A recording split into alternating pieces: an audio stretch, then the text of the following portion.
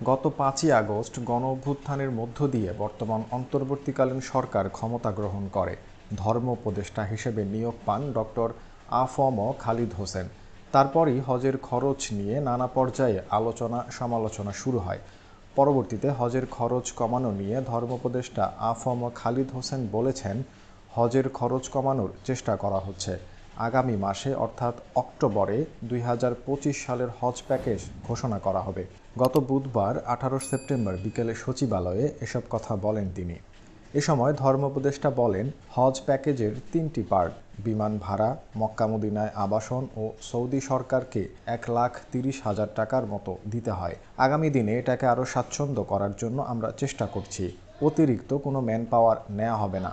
এর আগে হজের খরচ কমানোর প্রস্তাব দিয়েছিল অন্তর্বর্তীকালীন সরকারের উপদেষ্টা পরিষদ। যৌক্তিক পর্যায়ে একটি হজ প্যাকেজ ঘোষণা করার কথা রয়েছে। সেজন্য সংশ্লিষ্ট মন্ত্রণালয়কে নির্দেশনাও দেয়া হয়েছে। গত বছরের চেয়ে আসন্ন ২০২৫ সালের হজ প্যাকেজের মূল্য কমানো সম্ভব বলে মনে করেন অন্তর্বর্তীকালীন সরকার।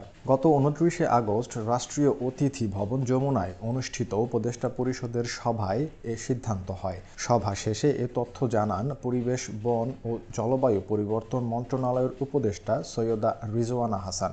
উপদেষ্টা বলেন, মুসলমানদের জন্য হজ একটা বড় ব্যাপার, কিন্তু হজের মতো একটি পবিত্র কাজেও একটা সিন্ডিকেট দেখতে পাই। তারা কারসাজি করে হজের প্যাকেজ মূল্য বাড়িয়ে তোলে। হজের যে খরচ সেটি যৌক্তিক পর্যায়ে কমিয়ে আনা যায়, সেজন্য সংশ্লিষ্ট মন্ত্রণালয় ইতিমধ্যেই কাজ শুরু করেছে। প্যাকেজ মূল্য কত হতে পারে, কত কমানো যেতে পারে সেই আলোচনা হয়েছে। বর্তমান প্যাকেজ যে অনেক বেশি, সেটি কমিয়ে আনা সম্ভব সে বিষয়ে আলোচনা হয়েছে। সুপ্রিয় দর্শক, হজের খরচ যৌক্তিকভাবে কমিয়ে আনলে হয়তো অনেকের পক্ষেই হজ পালন করা সহজ হবে।